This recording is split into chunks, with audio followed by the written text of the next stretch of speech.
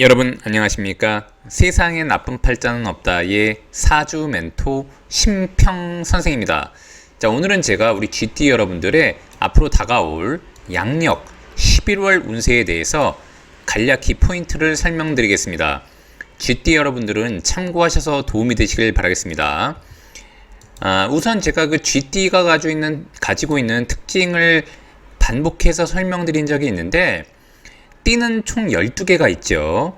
그 중에 제일 좋은 띠를 고르라고 하면은 쥐띠와 말띠가 있습니다.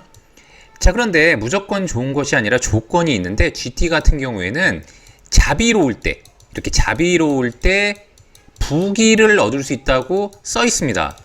즉, 무조건 그냥 돈이 생기고 무조건 좋은 띠가 되는 것이 아니라, 본인이 자비로운 마음을 가지고 남한테 베풀고 선하게 행위할 때, 즉 부처와 같은 마음, 사람이 모두 다 부처가 될 수는 없지만 옛날로 말하면 부처와 같은 마음을 가질 때 부귀가 연이어 따라온다고 되어 있습니다. 그래서 GT 여러분들은 그 이타심 같은 것을 항상 노력하실 필요가 있고요. 자기가 약간 손해를 보더라도 마음을 넓게 하고 넘어간다면 더 큰 좋은 일이 따라온다고 보시면 됩니다. 특히 GT는 남쪽에 돈이 있기 때문에 실제로 남쪽으로 이동하거나 집도 남향을 얻는 것이 좀 더 유리한데, 그 이유가 쥐는 곧 수가 되고요. 수는 곧 화를 제물로 삼기 때문에 불이 가장 뜨거운 곳이 바로 남쪽이기 때문에 그렇습니다. 이런 GT가 2024년 용의해를 본 것은 무언가 일이 벌어져도 벌어지도록 되어 있는데, 일이 벌어진다는 것은 아무것도 하지 않으면 아무것도 안 벌어지죠.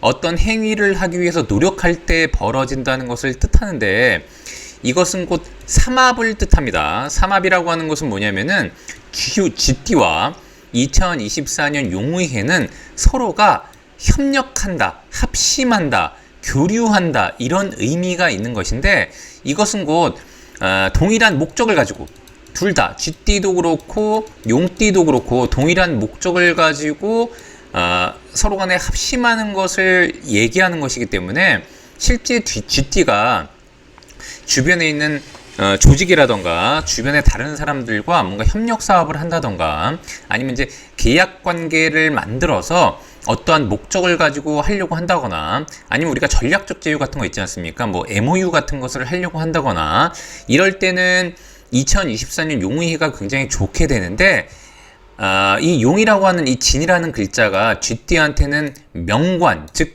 관에 해당하기 때문에 그렇습니다. 그래서 결국엔 뭐냐면은 쥐띠는 올해가 뭔가 합심하고 협력하고 제휴하기에 굉장히 좋은데, 이것은 왜 하게 되냐면 2025년은 바로 뱀의 해가 되고 2026년은 말의 해가 되는 것인데, 이때부터 본격적으로 남쪽의 기운이 들어오게 됩니다.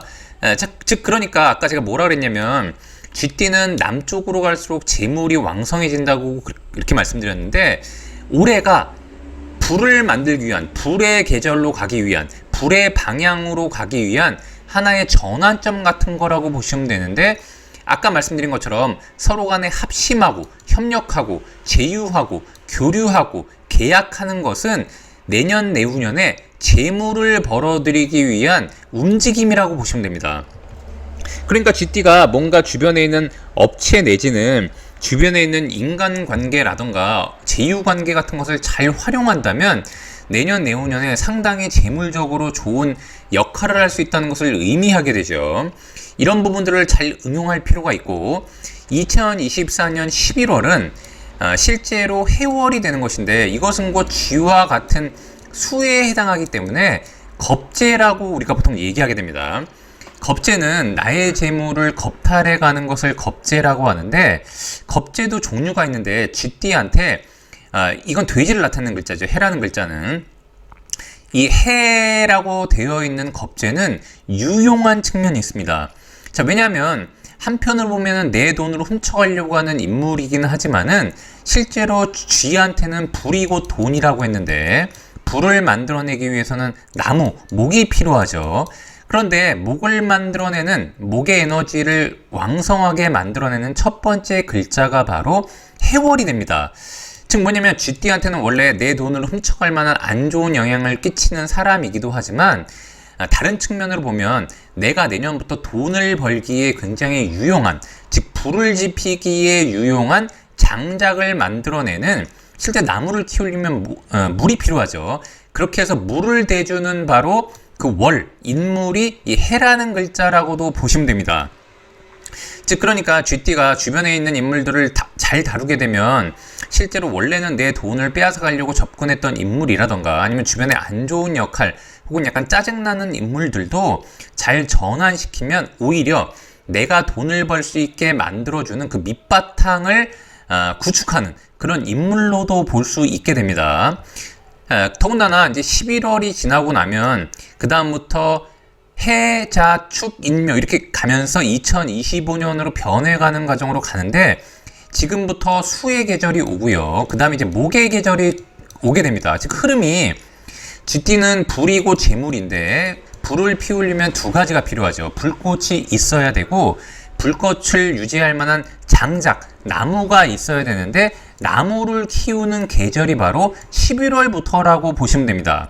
즉 뭐냐면 이것은 다른 말로 하면은 자신의 경쟁자를 의미하기도 하고 경쟁력을 강화하라고도 말할 수 있는 것인데, 즉 쥐띠가 여기서 11월부터 얼마나 강한 경쟁력을 가지고, 목이라고 하는 것은 자신의 진로를 열고 본인의 활동 방향을 극대화하는 것을 의미합니다.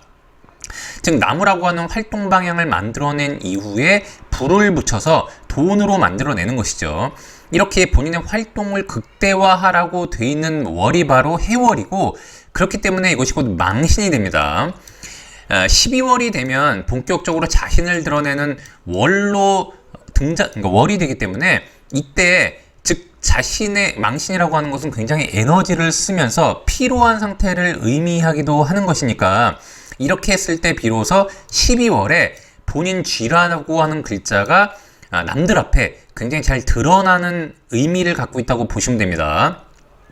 그래서 쥐띠는 2024년 11월부터는 실제로 재물을 만들어내기 위해 필요한 장작을 일구어내는 그런 월의 시작으로 보시면 되는 것이니까, 우리가 돈을 만들어내려면 반드시 목표와 목적이 있어야 됩니다. 이게 없이 그냥 단순히 나는 뭐 10억이 있었으면 좋겠다, 100억이 있었으면 좋겠다, 이런 거는 사실 돈을 만들어내기가 쉽지가 않습니다. 우리가 이제 모든 것은 기의 영향을 받아서 그렇게 되는 것인데, 기라고 하는 것은 반드시 목적과 목표가 명확하고 세분화돼 있을수록 이 기운이 모이게 됩니다. 그러니까 쥐띠 여러분들은 11월부터 이런 부분들을 잘 강구하셔가지고 굉장히 불을 잘 피울 수 있는 장작을 만들어내는 월이 되시길 바랍니다. 자, 오늘도 제가 이렇게 2024년 우리 쥐띠 여러분들의 양력 11월 운세에 대해서 간략히 설명드려 봤는데요. 여러분께 도움이 되셨길 바라고요. 여러분이 구독해 주시면 희망은 제가 드리겠습니다. 이상 세상에 나쁜 팔자는 없다의 사주 멘토 심평 선생이었습니다. 감사합니다.